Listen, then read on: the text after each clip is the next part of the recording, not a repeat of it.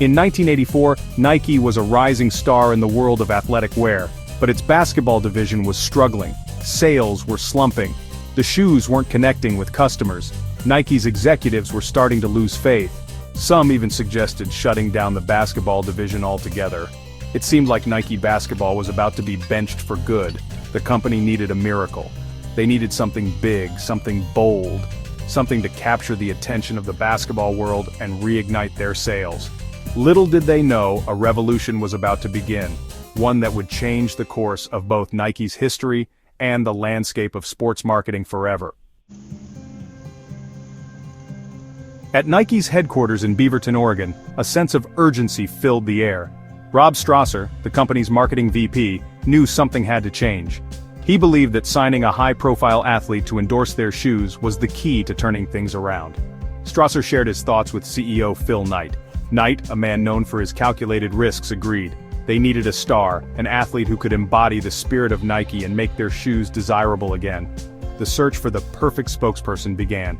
Little did they know, their savior wouldn't be found on a basketball court, but rather in the instincts of a man named Sonny Vaccaro. Sonny Vaccaro wasn't your typical sports marketing executive. He was a maverick, a man who trusted his gut and wasn't afraid to take risks. He saw something special in a young, electrifying player from the University of North Carolina, Michael Jordan. Jordan, a rookie who had just been drafted by the Chicago Bulls, wasn't on Nike's radar. The company was focused on established stars. Vaccaro, however, believed that Jordan's charisma and raw talent could make him a global icon. Vaccaro knew he had an uphill battle. Convincing Nike to take a chance on an unproven rookie, especially with their limited budget, wouldn't be easy. But Vaccaro was determined. He believed in Jordan, and he was willing to stake his reputation on it. A mother's influence winning over Deloris Jordan.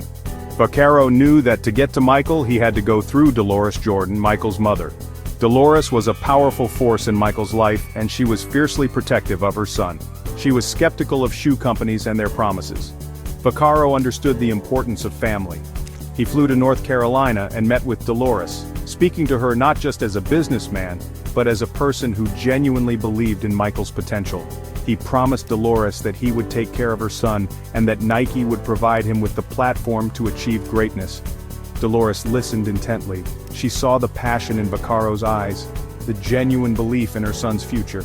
She agreed to arrange a meeting with Michael, giving Nike a chance to make their case. The birth of an icon, crafting the Air Jordan. With the meeting secured, Nike's design team scrambled to create a shoe worthy of Michael Jordan's talent. They knew that this wasn't just about creating another basketball shoe, it was about crafting an icon. Led by designer Peter Moore, the team worked tirelessly, drawing inspiration from Michael's on-court style and his soaring dunks. They called the shoe Air Jordan, a name that perfectly captured the essence of Michael's game. The Air Jordan was unlike any other basketball shoe on the market. It was sleek, stylish, and rebellious, with a distinctive black and red colorway that violated the NBA's uniform policy. It was a shoe that screamed for attention, just like Michael himself. The deal of a lifetime, securing Michael Jordan. The day of the meeting arrived. Michael Jordan, accompanied by his parents, met with Nike executives at the company's headquarters. The atmosphere was tense with anticipation. Nike presented their vision for the future, with Michael at the center of it all. They showed him the Air Jordan, the shoe that would bear his name and become a symbol of his legacy. They offered him an unprecedented deal, $500,000 per year for 5 years, plus royalties. There were hurdles to overcome. Michael, a self-proclaimed Adidas guy, was initially hesitant. Converse, another major player in the shoe industry, also made a strong bid for Michael's endorsement. But Nike's passion, combined with the allure of the Air Jordan and the lucrative offer, proved irresistible. Michael Jordan signed with Nike.